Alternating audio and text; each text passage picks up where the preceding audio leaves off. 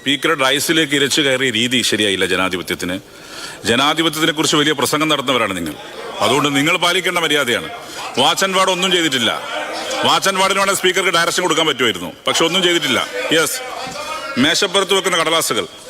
Yes yes, ബഹുമാനപ്പെട്ട. Yes yes, അല്ല sir അവിടെ LOP പ്ലീസ് അവിടെ ഇരിക്കാൻ പറ. LOP അവിടെ ഇരിക്കാൻ പറ. നോ LOP അവിടെ ഇരിക്കാൻ പറ. അവിടെ ഇരിക്കാൻ പറ. യെസ് യെസ്, LOP അവിടെ ഇരിക്കാൻ പറ.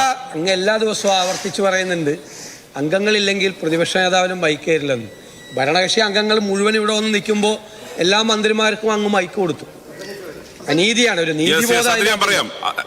ഭരണപക്ഷത്തെ ആളുകൾ ഇരുന്നപ്പോൾ മാത്രമേ ബഹുമാനപ്പെട്ട മന്ത്രിയെ കൊണ്ട് സംസാരിപ്പിച്ചിട്ടുള്ളൂ.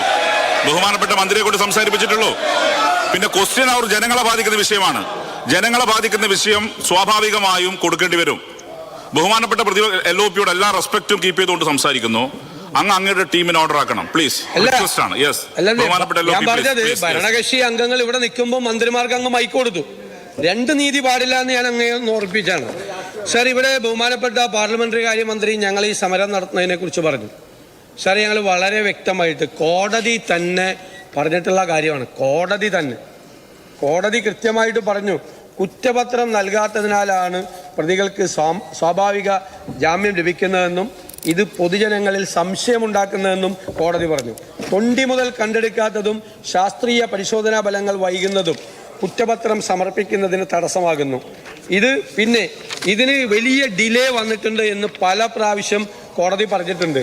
It is interesting to note that this court found laxity in the investigation during the period between 5/12/25 and 19/12/25 and the same was pointed out in the earlier bail order also.